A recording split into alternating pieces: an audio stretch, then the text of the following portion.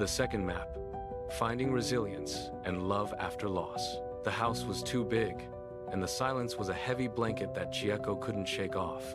After 40 years of we, the word I felt like a jagged stone in her mouth. Google said there were 5 stages of grief, but the search results didn't mention the way the air felt thinner on the side of the bed where Hideo used to sleep.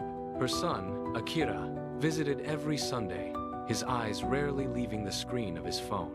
"Mom, there's a highly rated support group online," he'd say, trying to fix a broken heart with a software update. Chieko would just nod and smile, knowing that no star rating could account for the way she missed the specific, rhythmic sound of Hideo's snoring. Every morning was a battle against the firsts.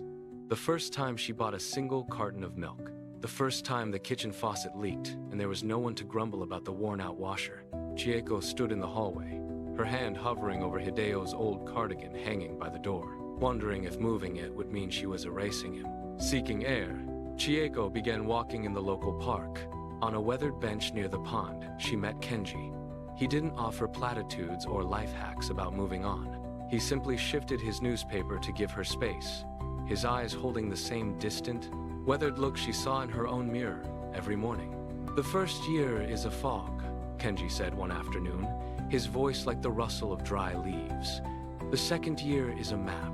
You start to learn where the deepest puddles are so you can walk around them." He had lost his wife 3 years prior, and in his presence, Chieko felt the suffocating weight of her loneliness lift just a fraction. Chieko realized that surviving didn't mean getting over it. It meant learning to carry the weight until her muscles grew strong enough to hold it. She began to tend to the small herb box on her balcony, a task Hideo had always handled. Her fingers were clumsy at first, but the sharp, clean scent of rosemary felt like a conversation with the past. When Akira came by again, he found Chieko laughing as she recounted a story about Hideo's legendary failure at baking a cake.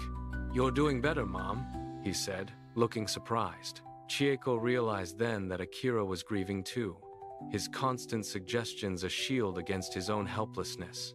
She reached out and took his hand. One evening, Kenji invited her to walk to the hilltop to see the autumn moon. They didn't talk about closure or new chapters. They talked about the beauty of things that bloom briefly, and the quiet strength of the roots that remain hidden underground. Chieko found herself noticing the colors of the world again, the deep indigo of the sky and the silver glow of the moon. Back at home, Chieko finally took Hideo's cardigan down from the peg. She didn't hide it in a box. She folded it neatly and placed it on the cedar chest at the foot of her bed. It wasn't a goodbye. It was an acknowledgement. She was surviving not by forgetting his presence, but by making room for her own future alongside his memory. Wisdom after 60 isn't about finding a search result for how to stop hurting. It's the understanding that love doesn't end when a life does. It changes form, becoming the quiet resilience that allows you to watch the sunset and, for the first time in a long time, find it beautiful. Life continues, and so does the love that built it.